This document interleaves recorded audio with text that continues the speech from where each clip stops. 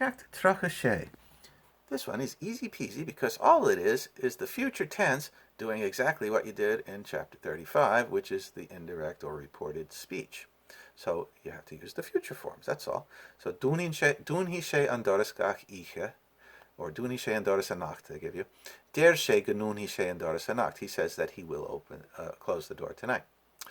Ní rún hí sé an doras anacht. Der sé nacht nún hí sé an doras anacht. So future tense, that's all.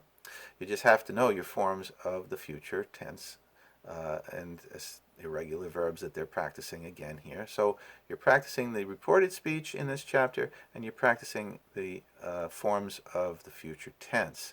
Again, using after this ga or nach, the form that you would use in the question of the verb. So,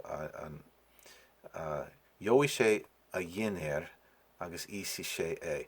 Der sé go wai sé a yiner agus go nisi sé e. That's, you have to replace the right form for the irregular verbs. Okay, so that's what you're practicing this time.